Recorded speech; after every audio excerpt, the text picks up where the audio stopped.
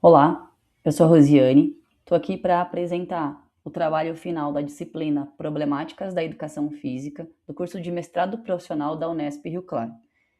A primeira articulação desse trabalho é no sentido de relacionar o livro do Paulo Freire, Pedagogia do Oprimido, a partir das definições que ele traz como situações limite, com as problemáticas que foram nos apresentadas ao longo dessa disciplina.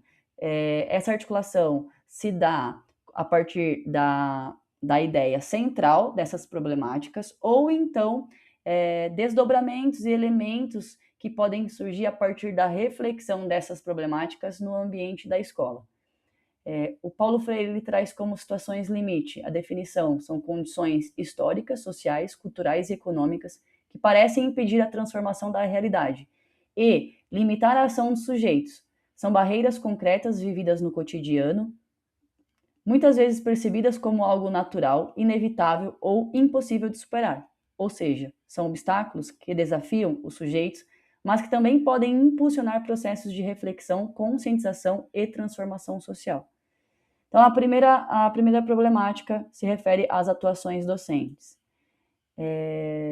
Com relação a essa problemática, nós lemos o texto de Fernando Jaime Gonzalez, que é a Educação Física Escolar entre o rola-bola e a renovação pedagógica.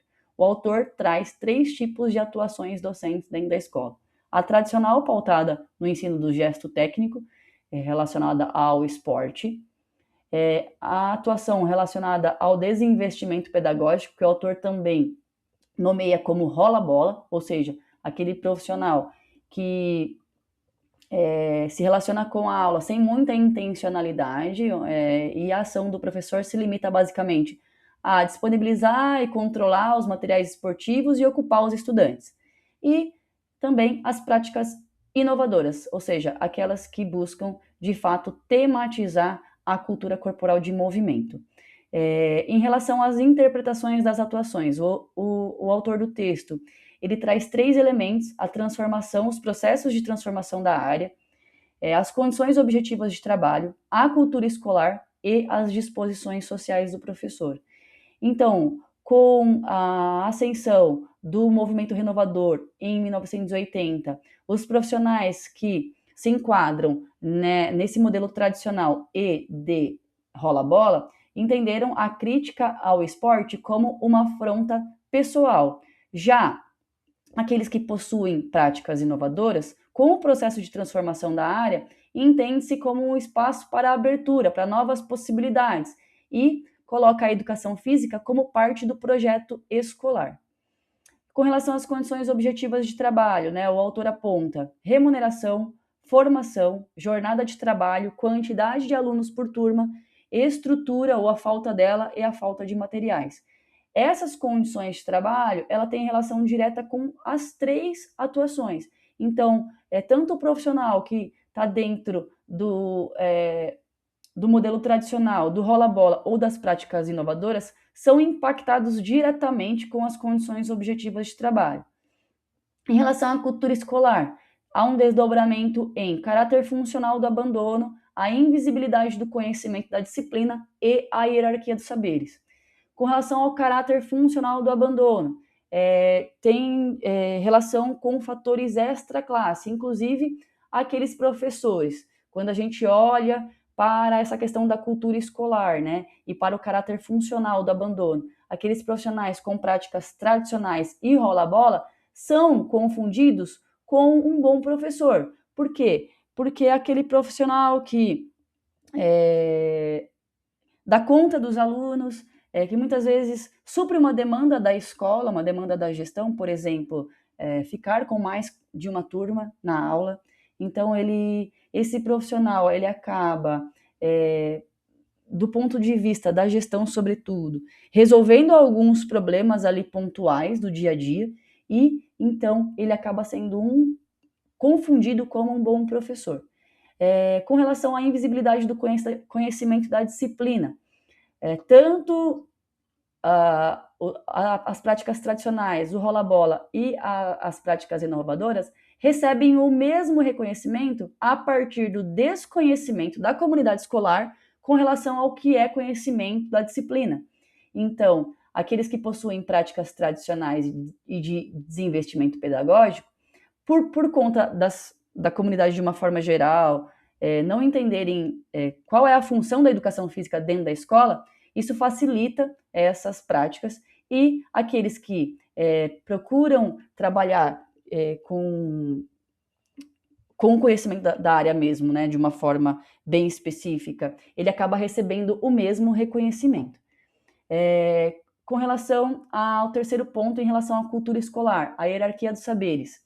Então, existe um desprestígio da educação física frente às outras disciplinas, uma marginalização do componente em relação a outros componentes, né? E isso também facilita e corrobora com práticas tradicionais e de desinvestimento pedagógico. E, por fim, em relação às exposições sociais do professor, ela tem uma relação direta com a ética pessoal e profissional.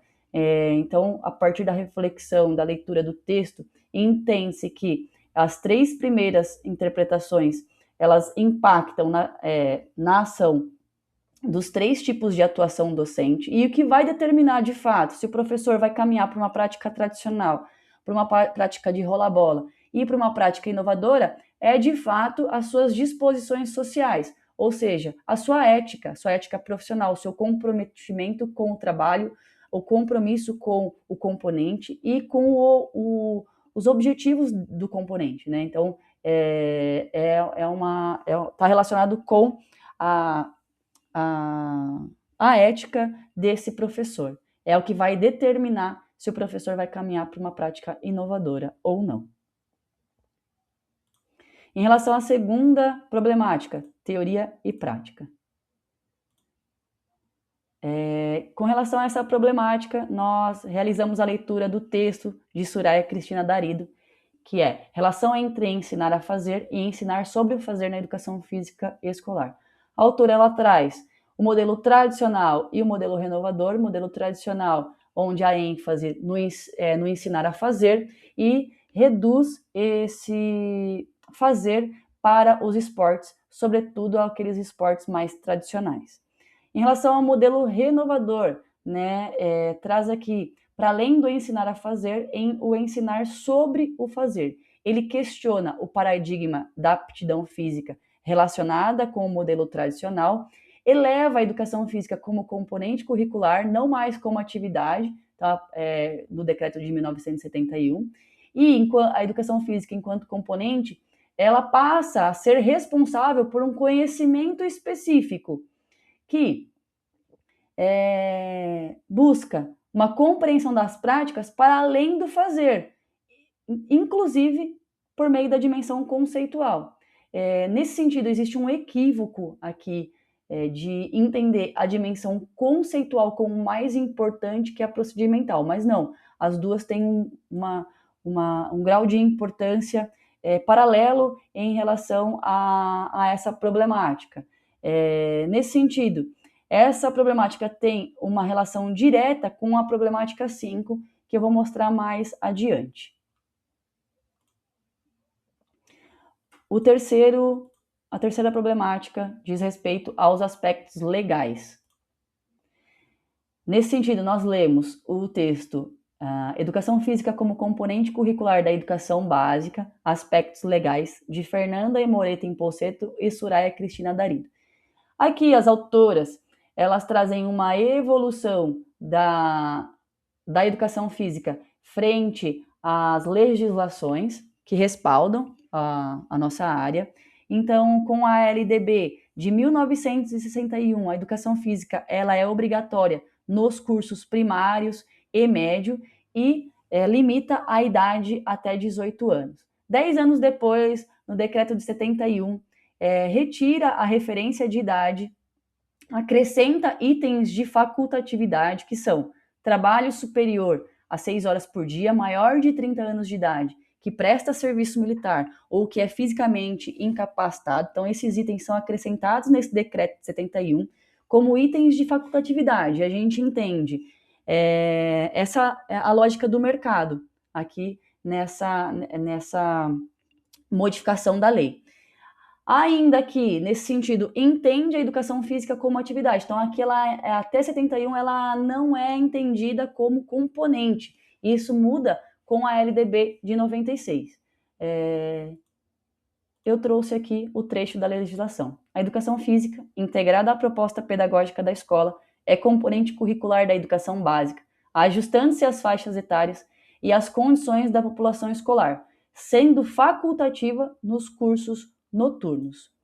Então, ela se mostra facultativa nos cursos noturnos, o que acaba excluindo, em média, 70% do ensino médio. Ela coloca a educação física como componente curricular, então ela eleva a educação física como componente curricular e não mais como atividade. Ela se mostra obrigatória no ensino básico, entretanto, não determina a formação específica do professor que vai trabalhar esse componente. Com relação à educação física, né, enquanto componente curricular, o texto da lei ela traz integrar-se à proposta curricular da escola e ajustar-se às faixas etárias e condições da comunidade escolar. Então, quando a gente lança um olhar sobre esse trecho da lei, entende-se que é um facilitador no sentido de dar autonomia e liberdade para a escola de viabilizar esse conhecimento dentro da grade curricular.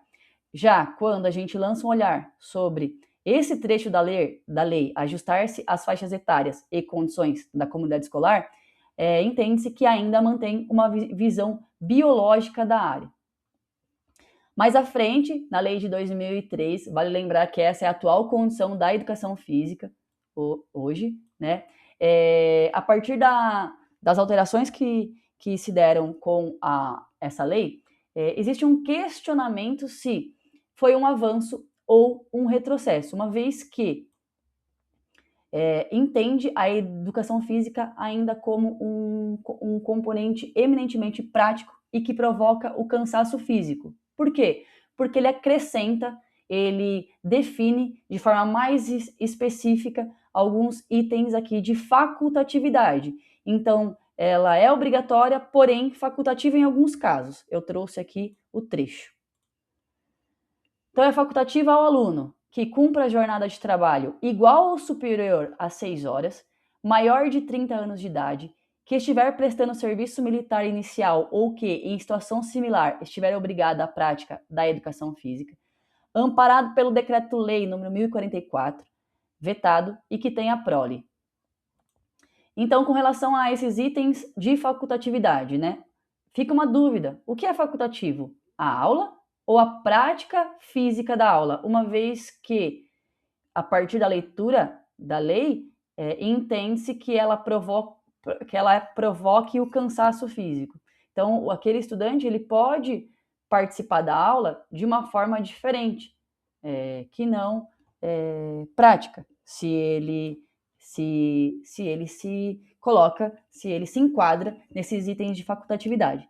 Entretanto, essa parte da lei ela gera uma dúvida também, que é uma interpretação equivocada da lei, né? E aí existem aqui, nesse sentido, dispensas, porque as pessoas, de uma forma geral, quem está na escola, acaba tendo uma visão distorcida, equivocada desse trecho da lei. E essa dispensa tem uma relação com a problemática seguinte, que eu vou falar mais adiante. Com relação àqueles estudantes amparados pelo decreto-lei, esse decreto ele faz uma referência às doenças infectocontagiosas. Porém, esse estudante ele não está na escola. Da mesma forma que ele não participa da educação física, ele também não participa de outros componentes. E as atividades dele se restringem basicamente a desenvolver tarefas domiciliares. Então, gera uma dúvida também o porquê acrescentar estudantes que estão nessa condição como facultativo. Eles não estão na escola, na verdade, né? Ele retira o ensino noturno, porém acrescenta itens de facultatividade que para todos aqueles que se enquadrem nesses itens que já foram citados. Próxima problemática, afastamento e indisciplina. Nesse sentido, nós lemos o texto de Darido, Gonzalez e Ginciene, que é Afastamento e a Indisciplina dos Alunos nas Aulas de Educação Física Escolar. Aqui os autores, eles problematizam o afastamento dos estudantes, a indisciplina geral na escola e que acaba repercutindo nas aulas de educação física e fazem uma problematização dos aspectos ligados à indisciplina.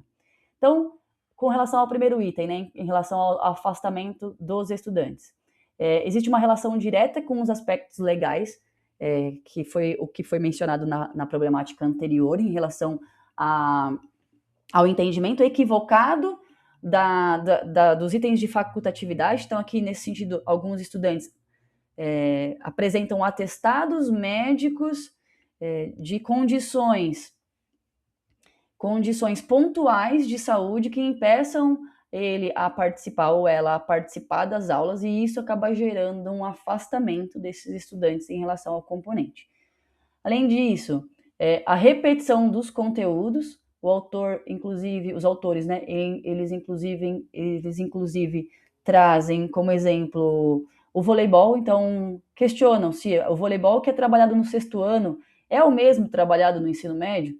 Então essa repetição dos conteúdos, sobretudo a partir do Fundamental 2, né, e com relação aos esportes, em relação ao Quarteto Fantástico, fazem com que haja um afastamento dos estudantes ao longo dos anos de escolarização. Além disso, trazem também como um motivo do afastamento o insucesso e a exclusão. Então, alguns estudantes têm vergonha por conta da dificuldade com o movimento e uma exclusão das meninas em detrimento dos meninos, sobretudo quando a gente prioriza os esportes e o gesto técnico nas nossas aulas. Em relação à indisciplina, a escola acaba atribuindo para a família, para a comunidade, a cultura dos jovens. Os estudantes atribuem à escola e às aulas interessantes. Então, enquanto a escola atribui à família a cultura dos jovens e a comunidade, os estudantes também atribuem à escola as questões relacionadas à indisciplina, né? E aqui entende-se que há uma crise de valores na atualidade que tem impactado diretamente com o índice de indisciplina dentro da escola, e há um entendimento de que a família e a escola precisam trabalhar juntas para o desenvolvimento da educação moral dos estudantes. Em relação à problematização dos aspectos ligados à indisciplina, os autores, eles trazem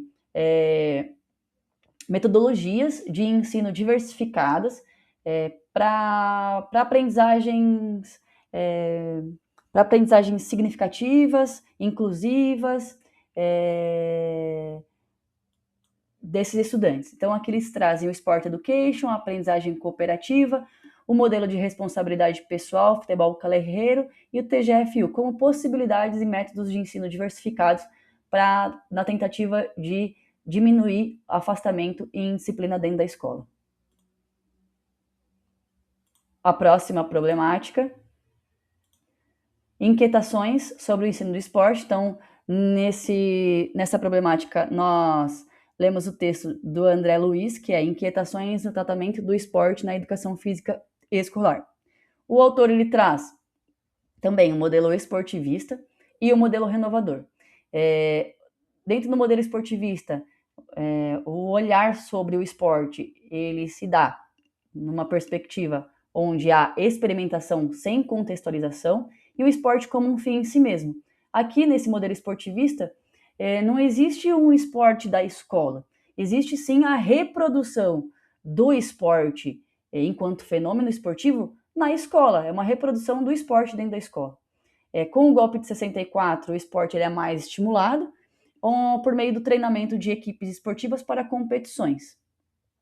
Já em relação ao modelo renovador, né, que acontece na década de 80, ele muda a abordagem. Então, o olhar que é lançado para o esporte, ele direciona um olhar para a cultura, ele muda a abordagem, aproximando o esporte às questões sociais, e o ensinar o esporte para além do fazer, mas também contemplando o ensinar sobre o fazer. E essa reflexão, ela tem uma relação direta com a problemática 2, teoria e prática.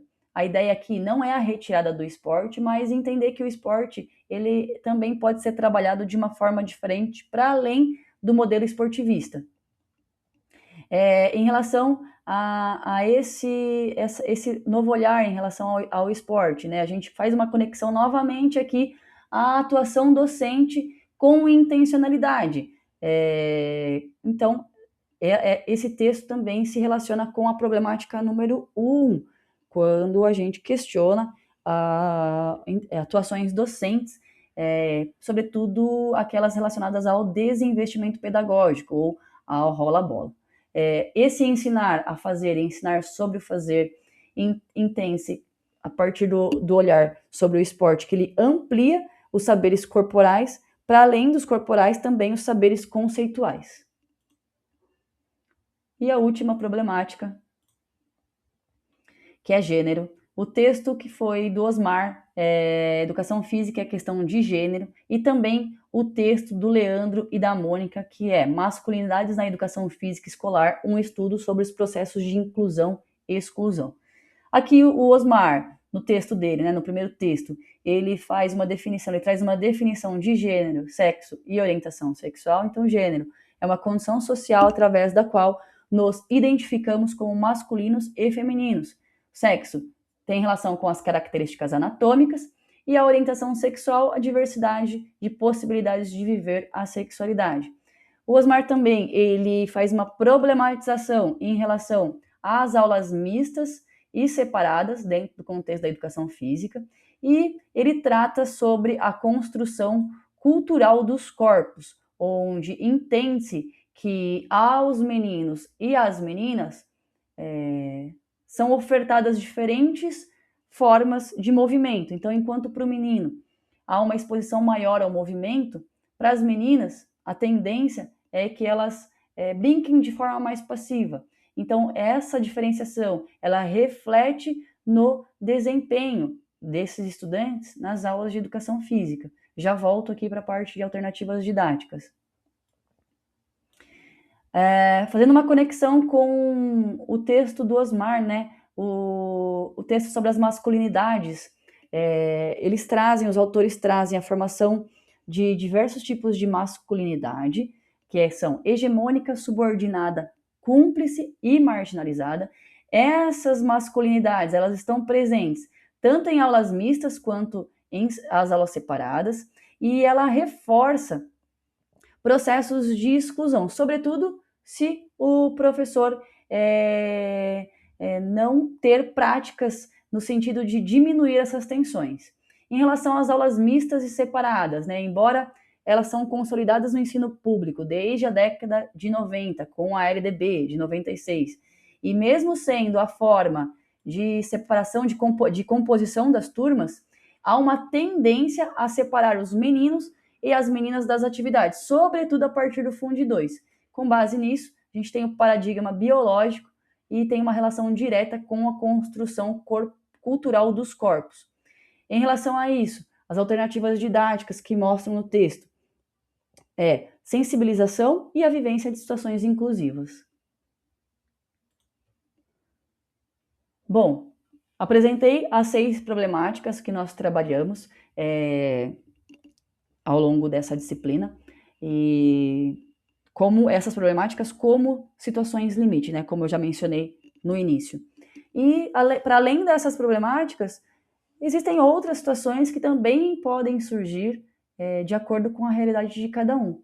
E essas situações, elas não podem, essas situações limites, elas não podem ser paralisantes. Então, o Paulo Freire, na Pedagogia do Oprimido, ele traz o conceito de inédito viável, que é a possibilidade concreta de transformação da realidade a partir da superação das situações limite vividas pelos sujeitos.